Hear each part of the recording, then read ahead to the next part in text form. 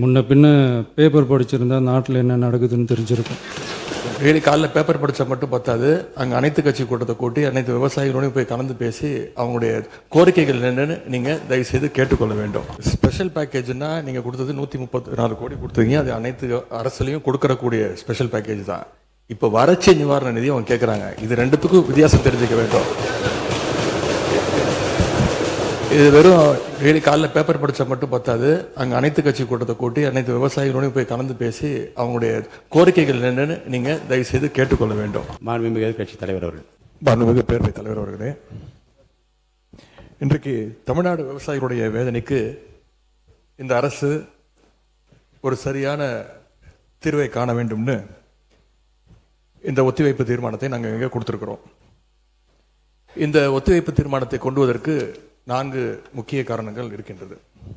முதல் காரணம், மேகதாது அணை கட்டுற கர்நாடக அரசை தடுக்க இந்த அரசு என்ன நடவடிக்கை எடுத்திருக்கிறது என்று இந்த அவைக்கு நீங்கள் தெரிவிக்க வேண்டும். இரண்டாவது காரணம், முழு பயிர்க்கடன் தள்ளுபடின்னு நீங்கள் தேர்தலின் போது வாக்குறுதி கொடுத்துவிட்டு இன்றைக்கு ஆட்சிக்கு வந்துவிட்டு அரைகுறை தள்ளுபடி மட்டும் செய்வது ஏன்?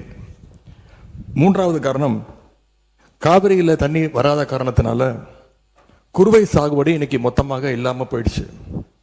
இதற்கு தகுந்த நிவாரண தொகையை எப்பொழுது இந்த அரசு விவசாயிகளுக்கு கொடுக்க போகின்றது? நான்காவது காரணம், டெல்டா மாவட்டங்களை வறட்சி பாதிக்கப்பட்ட மாவட்டங்களாக அறிவித்து அங்கே இருக்கக்கூடிய விவசாயிகளுக்கு உரிய நிவாரணத்தை இந்த அரசு கொடுக்க வேண்டும். முதல்ல மேகதாது பிரச்சனையில் இருந்து என்னுடைய உரையை நான் துவங்குகின்றேன். தாவேக அரசு அமைஞ்சதிலிருந்து மேகதாது அணை கட்டுறதில் இதுவரை காட்டாத ஒரு வேகத்தையும் தீவிரத்தையும் இன்றைக்கு கர்நாடக அரசு காட்டி வருகின்றது. மேகதாது விஷயத்தில் ஒரு முறை மட்டும் பிரதமர்கிட்ட நம்முடைய முதலமைச்சர் அவர்கள் கோரிக்கை வச்சார். அடுத்து மேகதாது பிரச்சனையில இருந்து இந்த பேரவையில் ஜூன் 19 அன்னைக்கு இந்த அரசு ஒரு தீர்மானத்தையும் கொண்டு வந்தது. ஆனால் அந்த தீர்மானம் மட்டும் நிறைவேற்றினா போதாது, அனைத்து கட்சி தலைவர்களோடு சேர்ந்து டெல்லிக்கு செல்ல வேண்டும் என்று எங்களுடைய கழக தலைவர்கள் சொன்ன ஆலோசனையும் நான் இந்த அவையிலே பதிய வைத்திருக்கின்றேன். அப்பொழுதுதான் நாம் அனைவரும் இந்த விஷயத்தில் ஒற்றுமையாக இருக்கிறோம் என்பதையும் நாம் அவர்களுக்கு சொல்ல முடியும். இந்த இடைப்பட்ட காலத்தில் நாங்கள் சொன்னதையும் இந்த அரசு செய்யவில்லை. அனைத்து கட்சி கூட்டத்தை கூட்டணும்னு தொடர்ந்து வலியுறுத்தி கேட்டுக்கொண்டு வருகின்றோம். திராவிட முன்னேற்ற கழகம் மட்டுமல்ல, தமிழ்நாட்டில் இருக்கக்கூடிய அனைத்து கட்சியும் இந்த அனைத்து கட்சி கூட்டத்தை கூட்ட வேண்டும் என்று தொடர்ந்து வலியுறுத்தி வருகின்றார்கள். ஏன் கேட்டுக்கிறோம்னா, கர்நாடக முதலமைச்சரும் அந்த அரசும் மேகதாது விஷயத்தில் மிகவும் தீவிரமாக செயல்பட்டு வருகின்றார்கள். ஜூன் 11 ஒன்றிய நிதியமைச்சர் திருமதி நிர்மலா சீதாராமனை கர்நாடக முதலமைச்சர் அவர்கள் நேரில் பார்த்து மேகதாது அணை கட்டுவதற்கு நிதியுதவி வேண்டும் என்று கோரிக்கை வச்சிருக்கிறார். ஜூன் 12 ஒன்றிய ஜல்சக்தி துறை அமைச்சர் திரு CR பட்டீல் அவர்களை நேரில் பார்த்து மேகதாது திட்டத்திற்கு நீங்கள் ஒப்புதல் அளிக்க வேண்டும் என்று கோரிக்கை வச்சிருக்கிறார். ஜூலை 27 அன்றைக்கு நாடாளுமன்றத்தில் ஒன்றிய ஜல்சக்தி துறை அமைச்சர் இணையமைச்சர் மேகதாதுல அணை கட்ட தமிழ்நாடு, புதுச்சேரி மாதிரியான கீழ்ப்படுகை மாநிலங்கள், அதாவது லோவர் ரிப்பேரியன் ஸ்டேட்ஸ், அதனுடைய அனுமதி தேவையில்லை என்று கூறியிருக்கிறார். அதே நாள் ஜூலை 27 டெல்லியில் கர்நாடகத்தைச் சேர்ந்த அனைத்து கட்சி எம்பிக்கள் கூட்டத்தை கர்நாடக முதலமைச்சர் அவர்கள் நடத்தியிருக்கிறார். கர்நாடக அமைச்சர் திரு ராமலிங்க ரெட்டி, கர்நாடக அரசுடைய டெல்லி பிரதிநிதி, கர்நாடக அரசுடைய தலைமை வழக்கறிஞர், மூத்த அதிகாரிகள் எல்லாரும் கூட சேர்ந்து மேகதாது சம்பந்தமாக அந்த மாநில முதலமைச்சர் ஆய்வுக் கூட்டத்தையும் நடத்தியிருக்கிறார். எல்லாத்துக்கும் மேலே ஆகஸ்ட் 2 பெங்களூரில் அனைத்து கட்சி கூட்டத்தை கூட்டுறோம்னு கர்நாடக முதலமைச்சர் அனைத்து கட்சிக்கும் அழைப்பும் விடுத்திருக்கிறார். திரு சீதாராமையா, திரு பசவராஜ் பொம்மையா, திரு எடியூரப்பா, திரு குமாரசாமி, திரு வீரப்ப மொய்லி என 5 முன்னாள் முதலமைச்சர்கள் உட்பட அந்த முக்கியமான கூட்டத்தில் முக்கியமான தலைவர்கள் அனைவரும் அந்த கூட்டத்தில் கலந்து கொண்டிருக்கிறாங்க. கர்நாடக முதலமைச்சர் அந்த கூட்டத்தில் ஊடகங்களை சந்தித்து பேட்டியும் தெளிவாக கொடுத்திருக்கிறார். இப்படி அவங்க ஸ்டெப் பை ஸ்டெப்பாக ஒரு மாசத்துல பல நடவடிக்கைகளை தொடர்ந்து எடுத்துக்கிட்டு வராங்க. மாநில நலன் அப்படின்னு வந்தா அவங்க எப்படி அரசியல் வேறுபாடுகள் எல்லாம் பார்க்காம கடந்து மறந்து ஓரணியில் நிற்கிறாங்களோ அதே போல நாமளும் நம்முடைய ஒற்றுமையை கர்நாடக அரசுக்கும் ஒன்றிய அரசும் காட்ட வேண்டும் அப்படின்னு தான் நாங்கள் அனைத்து கட்சி கூட்டத்தை தொடர்ந்து கூட்ட வேண்டும் என்று எங்களுடைய கோரிக்கையை வச்சிருக்கிறோம். விவசாயிகள் மேல அக்கறை உள்ள ஒரு அரசு இதையெல்லாம் கேட்காமல தானாகவே செய்ய வேண்டும். மாண்புமிகு சட்டமன்ற எதிர்க்கட்சி தலைவர் சிறப்பு கவன ஈர்ப்பு தீர்மானத்தில் தாங்கள் குறிப்பிட்டுள்ள அந்த செய்திகளை பற்றி மட்டும் நீங்கள் இங்கே பேச வேண்டும். விரிவாக விளக்கமாக பேசுவதற்கு மானிய கோரிக்கைகள்லாம் வருகிற போது நீங்கள் பேசிக்கொள்ளலாம். இப்போது உங்களுடைய கடிதத்தில் குறிப்பிட்டுள்ள எந்த விதியின் கீழ் நீங்கள் கொடுத்தீர்களோ அதை நான் மாற்றி சிறப்பு கவன ஈர்ப்பு தீர்மானமாக எடுத்துக்கொண்டிருக்கிறேன். சுருக்கமாக நீங்கள் கடிதத்தில் சொல்லியுள்ள அந்த பிரச்சனையை மட்டும் நீங்கள் பேசும்படி கேட்டுக்கொள்கிறேன். ஏன் அனைத்து கட்சி கூட்டத்தை கூட்ட மறுக்கிறீர்கள் என்பதுதான் சிம்பிளாக நான் கேட்கக்கூடிய கேள்வி. நாம தொடர்ந்து அழுத்தம் கொடுத்த பிறகு இப்பொழுது ஜூலை 28ஆம் தேதி அன்னைக்கு பிரதமருக்கு 2வது கடிதத்தை நம்முடைய முதலமைச்சர்கள் எழுதியிருக்கிறார். எங்களுடைய தலைவர் முதலமைச்சராக இருந்தப்போ தமிழ்நாட்டுடைய பிரச்சனைகளுக்காக கடிதங்கள் எழுதினதை விமர்சித்து இப்போ இங்க இருக்கக்கூடிய முதலமைச்சர் அவர்கள் என்னென்ன பேசியிருக்கிறார் என்பதை இங்கே கொஞ்சம் ரீவைண்ட் செய்து நீங்கள் பார்க்க வேண்டும். முதலமைச்சர் பேச்சதான் இங்கே நான் அவை குறிப்பில் குறிப்பிட விரும்புகிறேன். அதை நீக்க மாட்டீங்க அப்படின்னு நான் நம்புறேன். ஸ்டாலின் அவர்கள் அப்பப்போ எந்திரிச்சு கடிதம் எழுதிட்டு தூங்க போயிடுவாரு, அவ்வளவுதான், அது அப்படியே கிடக்கும். மானே தேனே பொன்மானே இப்படி கடிதம் எழுதுறது எல்லாம் இனிமே வேலைக்கு ஆகாது. நான் திரும்ப ஏற்கனவே சொல்லிட்டேன். அப்புறம் நீங்கள் பேசியதை அவை குறிப்பில் நீக்க வேண்டியது வரும். நீங்கள் கொடுத்திருக்கிற விதியை நான் சிறப்பு கவன ஈர்ப்பு தீர்மானமாக எடுத்துக்கொண்டிருக்கிறேன். நீங்கள் கொடுத்து தான் பேச வேண்டும். அதெல்லாம் பேசுவதற்கு உங்களுக்கு மானிய கோரிக்கைகள் வருகிறது. மற்ற சமயத்தில் இப்போது அதை அனுமதிக்க இயலாது. கவன ஈர்ப்பில் விதிகளின்படி எந்த பொருள் குறித்து நீங்கள் கவன ஈர்ப்பு கொடுத்து சிறப்பு கவன ஈர்ப்பு கொடுத்திருக்கீங்க அதை குறித்து மட்டும்தான் பேச வேண்டும். மீதி விஷயங்களை பேசுவதற்கு நான் அனுமதிக்க மாட்டேன். தேவையற்ற சர்ச்சையும் எதை நோக்கி போக வேண்டும் என்று இந்த தமிழ்நாடு விரும்புகிறதோ அதை நோக்கி மட்டும் போங்கள். இங்கே இதை ஒரு பெரிய அரசியல் இருக்கு. நான் இல்லை கேளு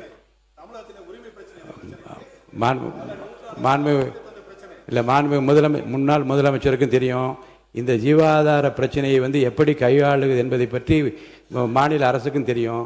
இங்கே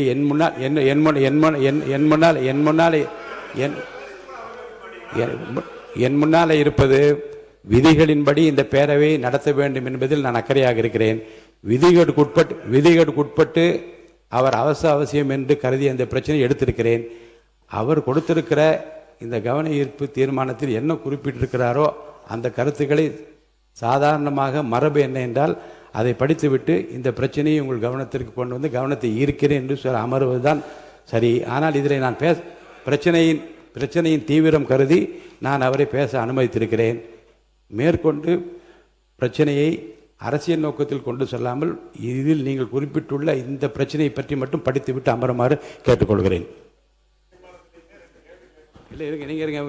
மாண்பு உறுப்பினர் ஏற்கனவே முன்னாள் முதலமைச்சர் அதை சொல்லிட்டாங்க, நீங்கள் உட்காருங்க. மாண்பு பேரவைத் தலைவர்கள், இந்த பிரச்சனை தீவிரமான பிரச்சனை என்று நீங்களே சொல்கிறீர்கள். நான் கேட்பதெல்லாம் ஒன்று தான். நாங்கள் தொடர்ந்து அனைத்து கட்சி கூட்டத்தை கூட்ட வேண்டும் என்று கேட்டுக்கொள்கின்றேன். காவிரியில் இந்த பிரச்சனையை தீர்ப்பதற்காக கர்நாடக அரசு தொடர்ந்து அனைத்து கட்சி கூட்டத்தை கூட்டிகிட்டு இருக்கிறாங்க. அங்கே இருக்கிறவங்க எல்லாருடைய கருத்துக்களையும் கேட்குறாங்க. ஏன் தமிழக அரசு அனைத்து கட்சி கூட்டத்தை கூட்டுவதை தவிர்க்கின்றது என்பதுதான் எங்களுடைய கேள்வி. அதாவது பேரவைத் தலைவர் வாயிலாக இன்னும் இங்கே தெரிவிக்க விரும்புகின்றேன். இந்த அரசு ஒரு புது டெக்னிக்கை ரெகுலராக ஃபாலோ பண்ணிட்டு வராங்க. எதையாவது ஒன்று செய்யறதுக்கு முன்னாடி அந்த செய்தி இவங்களே லீக் பண்ணிடுறாங்க. உடனே அதற்கு எதிர்ப்பு பலமாக இருந்தால் உடனே ஒரு யூடியூன் சொல்றேன். தேவையற்ற பிரச்சனை திருப்பும் நான் சொல்லுகிறேன். இந்த பிரச்சனையை ஒட்டி மற்றும் பேசுங்கள். எந்த ஸ்ட்ராட்டஜி இதெல்லாம் என் முன்னால் இருக்கிற பிரச்சனை தேவையில்லை. வாங்க, இந்த பிரச்சனையை ஒட்டி தான் தலைவர் பேசிட்டு இருக்கிறேன். முதலமைச்சர் அவர்கள் கர்நாடகா போறார் அப்படின்னு வேளாண் துறை அமைச்சர் ஒரு பேட்டி கொடுக்கிறார். அப்புறம் அவரே அதை மறுத்து பேசுகிறார். அப்புறம் இன்னும் 2 அமைச்சர்கள் அதிகாரபூர்வமாக எந்த முடிவையும் நாங்கள் எடுக்கவில்லை என்று கூறுகிறார்கள். 13 பேர் கொண்ட ஒரு குழு போகுதுன்னு திரும்பி செய்திகளில் பார்த்தோம். கடைசியில் என்ன ஆச்சுன்னா, கர்நாடக முதலமைச்சர் சொல்லிட்டார், நீ இந்த தமிழ்நாடு முதலமைச்சர் இங்கே வர வேண்டாம், நாங்கள் தண்ணியெல்லாம் கொடுப்பதற்கு தயாராக இல்லை என்று கர்நாடக முதலமைச்சர் அவர்கள் தெரிவிக்கிறார். அவர் சொன்னது உண்மையா இல்லையா என்றால் முன்னவர் மாண்பு பேரவைத் தலைவர் அவர்களே, மாண்பு எதிர்க்கட்சி தலைவர்கள் தாங்கள் குறிப்பிட்டதை மறந்து ஒவ்வொன்றாக அவர்கள் பேசிக் கொண்டிருப்பது என்பது மரபின் அடிப்படையில் சரியாக இல்லை. என்று சொன்னால் என்ன முக்கியமான பிரச்சனை என்ற முறையிலே தான் அவர்களுக்கு இவ்வளவு நேரம் பேச அனுமதித்தார்கள். மீண்டும் அதையே திருப்பி நம்முடைய எதிர்க்கட்சி தலைவர்கள் ஒரு அரசியல் ரீதியாக பேசி வருவது சரியாக இருக்காது.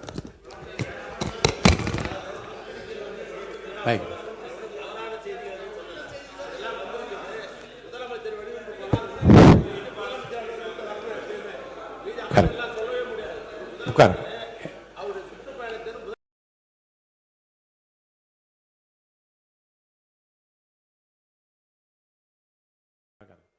மாண்பு எதிர்க்கட்சி தலைவர்களுக்கு மீண்டும் சொல்கிறேன், சுருக்கமாக அரசின் கவனத்தை ஈர்த்து அமர்வதுதான் மரபும் விதியும்.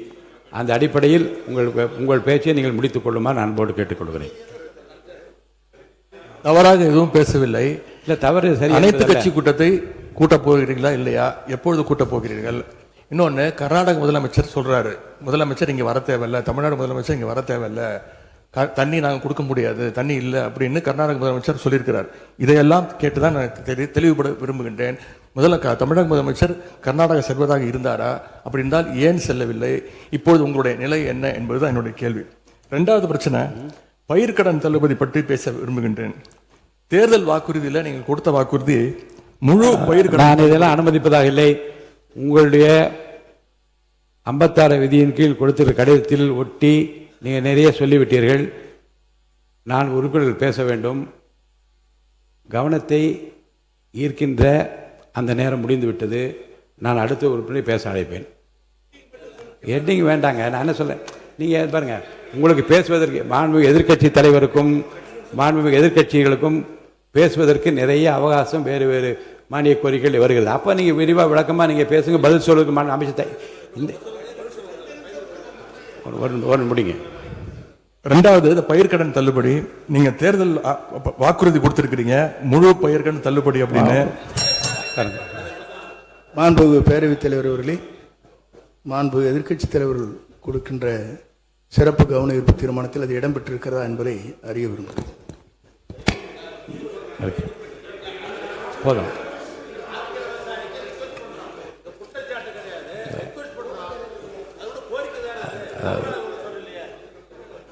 பாருங்க, கவனத்தை ஈர்க்கின்ற அந்த பிரச்சனை மாறி இது வேறு வேறு திசைகளிலே செல்லுமானால் எந்த பிரச்சனைக்காக இதை அனுமதித்தேனோ அந்த பிரச்சனை நிறைவேறாது.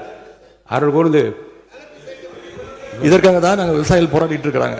நீங்கள் பயிர்க்கடன் தள்ளுபடி முழுமையாக கொடுப்போம்னு சொன்னீங்க, கொடுக்கல. இதையும் சேர்த்து தான் அங்கே விவசாயிகள் இங்கே போராட்டத்தில் ஈடுபட்டு இருக்கிறாங்க. எவ்வளவு டைம் தேவைப்படும் அப்படின்னு சொல்ல வேண்டும்.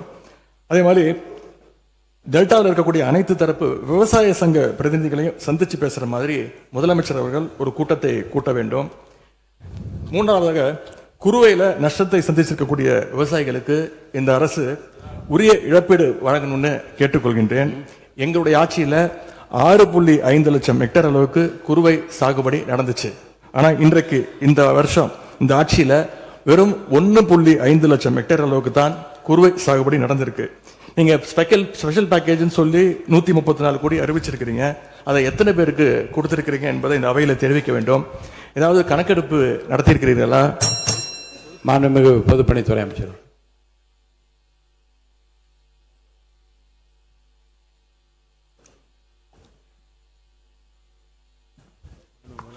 மாண்புமிகு முதலமைச்சர் அவர்கள்.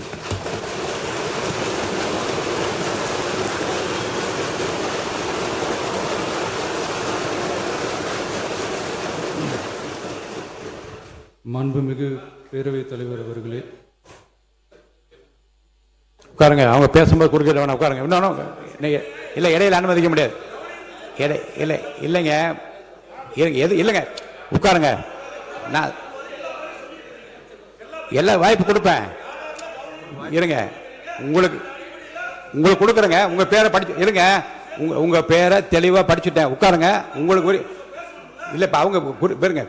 அவர் இல்ல இருங்க. உட்காருங்க. உட்காருங்க. உட்காருங்க. விதிகளின்படி தான் நடக்குது. உட்காருங்க. நான் சொல்றதை கேட்டு. எதிர்கட்சி தலைவர் இன்னும் முடிக்கலைங்க. அவர் பேச முடிச்சிட்டாரா? அவர் பேசி முடிச்சிட்டாரா? இன்னும் எதிர்கட்சி இன்னும் முடிக்கவே இல்லை. உட்காருங்க. நீங்க அவர் பேசி என்ன அதுதான் பேசுறேன். எது சட்டமோ எது விதி அதான், எது விதியோ அதான் நான் பேசுறேன். எனக்கு பயப்பட சொல்லி நான் சொல்லுங்க. அவைக்கு பயப்படுங்க, விதிக்கு பயப்படுங்க. எனக்கு பயப்பட வேண்டாம், விதிக்கு பயப்படுங்க. மாண்புமிகு எதிர்க்கட்சி பேசி முடிக்கல. அவர் பேசி முடித்த இருங்க. அவர் பேசுகிற போது குறுக்கீடு பாருங்க. அவர் பேசுகிற போது தயவுசெய்து உட்காருறீங்களா? உட்காருங்க. என்ன கொடுங்க. உட்காருங்க. நான் அனுமதி தரேன். பேரவை முன்னவர் பேசுங்க. பேரவை முன்னவர் உட்காருங்க. பேசுங்க. நீங்க பேச கருத்து சொல்லுங்க. மாண்பு பேரவைத் தலைவர் அவர்களே, ஒரு நிமிஷம். மாண்பு பேரவைத் தலைவர் அவர்களே, எதிர்க்கட்சி தலைவர் சொன்னதற்காக இல்லை, ஒரு நிமிஷம். எதிர்க்கட்சி தலைவர் குறிப்பிட்டதற்காக அதற்கு ஒரு பதில் அளித்ததற்கு பிறகு முறைப்படி உங்களுக்கும் அந்த வழங்கப்படும். ஆகவே நீங்கள் அதுக்குள்ள அவசரப்படாதீங்க. அதுதான் சொல்றேன். நான் அதுதானே சொல்றேன். மாண்புமிகு முதலமைச்சர் அவர்கள்.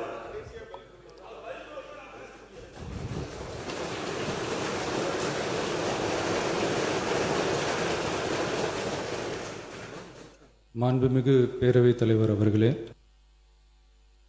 காவிரி விவகாரத்தில் எதிர்கட்சி சில விவரங்களை கேட்டிருக்கிறாங்க.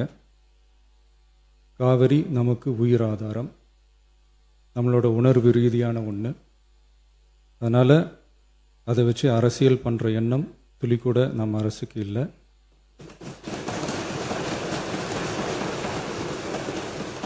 அதுக்கான அவசியமும் இல்லை. மேகதாது விவகாரத்தில் நாம் எல்லாரும் சேர்ந்து தான் தீர்மானம் போட்டோம். அதை நேர்முக கடிதமாக மாண்புமிகு பிரதமர் அவர்களுக்கும் அனுப்பி வச்சிருக்கிறோம். அதோடு நாம் அப்படியே இருந்துடல. ராஜ்யசபாவில் ஒன்றிய ஜல் சக்தி துறை இணை அமைச்சர் மேகதாது அணை பற்றி முழு விவரங்களை குறிப்பிடலைன்னு தெரிஞ்சதும் காவிரி நடுவர் மன்றத்தின் இறுதி தீர்ப்பு மற்றும் மாண்புமிகு சுப்ரீம் கோர்ட் தீர்ப்பு சம்பந்தமான விதிகள் மற்றும் பத்திகளை கோட் பண்ணி மேகதாது திட்டத்துக்கு எந்த விதமான சட்டபூர்வமான அனுமதியோ நிர்வாக அனுமதியோ வழங்கக்கூடாதுன்னு மாண்புமிகு பிரதமர் அவர்களுக்கு அடுத்த நாளே நேர்முக கடிதம் எழுதினோம். காவிரி நதிநீர் பங்கீட்லேயும் சரி, மேகதாது அணை கட்டுற முயற்சிகளை தடுக்கிறதுலையும் சரி, தமிழ்நாட்டோட உரிமையை நம்ம அரசு கொஞ்சம் கூட விட்டு தரவே தராது. அதுதான் நம்மளோட நிலைப்பாடும். அதே நேரத்தில் கர்நாடகாவில் சில அணைகள் கட்ட ஆரம்பித்ததை பற்றியும் இதே அவையில் 1969 ஒரு விவாதம் நடந்திருக்கு. அப்போது நீர்வளத்துறை அமைச்சராக இருந்தது யார்?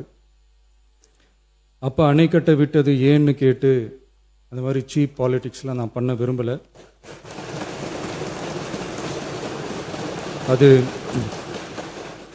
அது நம்ம நோக்கமும் இல்லை. ஏன்னா காவிரி விவகாரத்தை ரொம்ப கவனமாக கையாளணும். எந்த கட்சி ஆளுகிறது, எந்த கட்சிக்கு பெருமை, யாருக்கு பெருமைன்னெலாம் பார்க்கக்கூடாது. இது தமிழக மக்களுடைய பிரச்சனை அப்படின்னு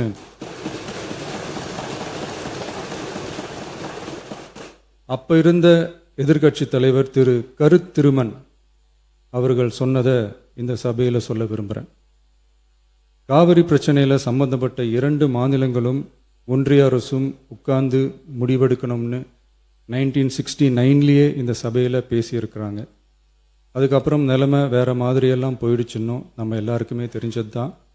சட்டப்படி இந்த பிரச்சனையை அணுகிறதுல நாம் உறுதியாக இருக்கிறோம், அதில் மாற்றமே இல்லை. இருந்தாலும் ஒரு அட்டெம்ப்ட் எடுத்து பார்க்கலாம்னு தோணுனது தான் அந்த பெங்களூர் விசிட்.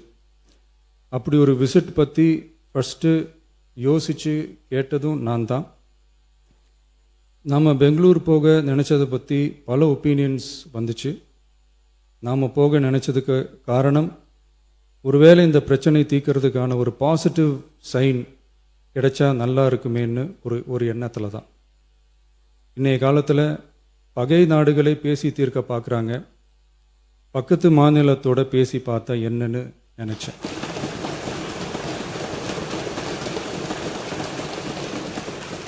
அதனால தான் அப்படி ஒரு அட்டெம்ப்ட் எடுக்க நான் ட்ரை பண்ணோம். ஒருவேளை அந்த அட்டெம்ப்டில் ஒரு அவமானம் நேர்ந்தால் என்ன செய்யன்னு சில பேர் கேட்டாங்க.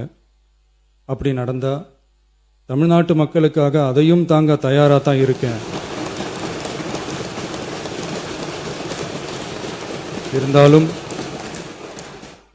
இருந்தாலும் நம்ம மேலே அன்பு காட்டின அத்தனை பேருக்கும் என்னோட நன்றிகள்.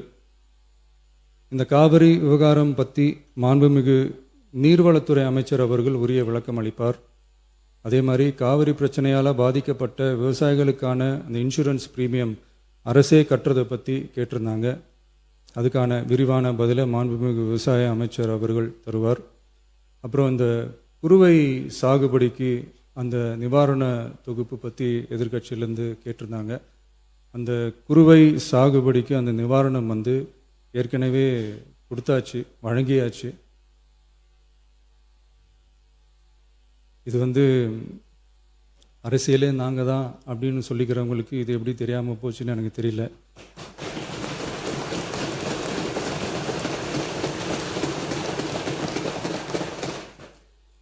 முன்ன பின்ன பேப்பர் படிச்சிருந்தா நாட்டில் என்ன நடக்குதுன்னு தெரிஞ்சிருக்கும்.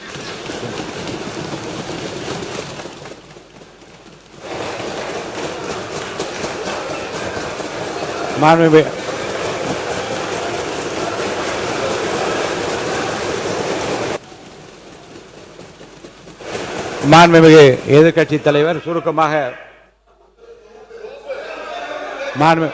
கொஞ்சம் அமைதியா இருங்க. மாண்புமிகு எதிர்க்கட்சி தலைவர் பேசுவதற்கு நீங்க அமைதியா இருங்க. நீங்களே இப்படி பிரச்சனை பண்ணா எப்படி? அமைதியா இருங்க, அவங்க பேசணும் சுருக்கமாக. பேரவைத் தலைவர் அவர்களே, ஸ்பெஷல் பேக்கேஜ்னா நீங்கள் கொடுத்தது 134 கோடி கொடுத்தீங்க. அது அனைத்து அரசுலையும் கொடுக்கறக்கூடிய ஸ்பெஷல் பேக்கேஜ் தான். இப்போ வறட்சி நிவாரண நிதி அவங்க கேட்குறாங்க. இது ரெண்டுத்துக்கும் வித்தியாசம் தெரிஞ்சுக்க வேண்டும். இது வெறும் டெய்லி காலைல பேப்பர் படித்தா மட்டும் பத்தாது. அங்கே அனைத்து கட்சி கூட்டத்தை கூட்டி அனைத்து விவசாயிகளோடையும் போய் கலந்து பேசி அவங்களுடைய கோரிக்கைகள் என்னன்னு நீங்கள் தயவுசெய்து கேட்டுக்கொள்ள வேண்டும். அதே மாதிரி முன்னவர் மாண்புமிகு இதெல்லாம் மன்னிக்கணும். மாண்புமிகு எதிர்க்கட்சி தலைவர்கள் இப்போது வறட்சி நிவாரணத்தை பற்றி சொன்னார்கள். செப்டம்பர் இறுதி வரையிலும் பார்த்துவிட்டு தான் வறட்சி நிவாரண பணிகளை ஆற்றுவது வழக்கம். அவை அதை குறிப்பிட விரும்புகிறேன்.